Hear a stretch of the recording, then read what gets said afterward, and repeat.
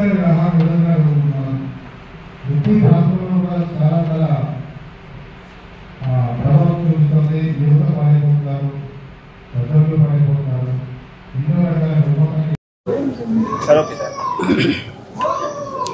ర్యాగింగ్కి వ్యతిరేకంగా మరియు మాదక ద్రవ్యాల వినియోగంకి వ్యతిరేకంగా ఒక అవగాహన సదస్సుని పల్నాడు జిల్లాలో ఉన్నటువంటి అన్ని విద్యా సంస్థలకు సంబంధించి విద్యా సంస్థల నుంచి రిప్రజెంటేటివ్స్ రావడం జరిగింది. వాళ్ళతో ఈరోజు ఈ అవగాహన సదస్సును కండక్ట్ చేయడం జరిగింది. ప్రతి కాలేజ్ నుంచి కూడా పూర్తిగా ఈ అంశం మీద వాళ్ళని సపోర్ట్ చేయమని అడగడం జరుగుతుంది.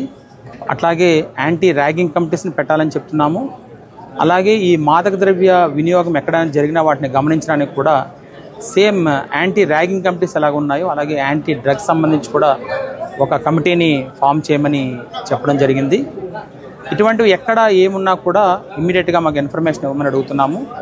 వాటి పట్ల ఇమ్మీడియట్గా మేము రెస్పాండ్ అవుతామని కూడా చెప్పడం జరిగింది. వాళ్ళని కూడా వాళ్ళ తాలూకు విద్యా సంస్థల్లో అట్లీస్ట్ వారానికి ఒక్కసారైనా కూడా విద్యార్థులు అందరితో కూడా ఇంటరాక్ట్ అయ్యి చేయమని చెప్తున్నాము. అలాగే పేరెంట్ టీచర్స్ అసోసియేషన్స్ ఏమైనా కండక్ట్ చేసిన వాటిలో కూడా దీన్ని మాట్లాడమని చెప్తున్నాము. దీనికి అడిషనల్గా ఒకటి ఏంటంటే పల్నాడు జిల్లాలో పౌరులందరికీ కూడా మీకు ఎక్కడ ఎటువంటి డిస్టర్బెన్స్ వచ్చినా కూడా ఇమీడియట్గా మాకు తెలియజేయండి. సంఘ వ్యతిరేకంగా ఎవరైనా ఏ పనులు చేసినా కూడా ఖచ్చితంగా తీవ్రమైన చర్యలు అయితే తీసుకుంటాము.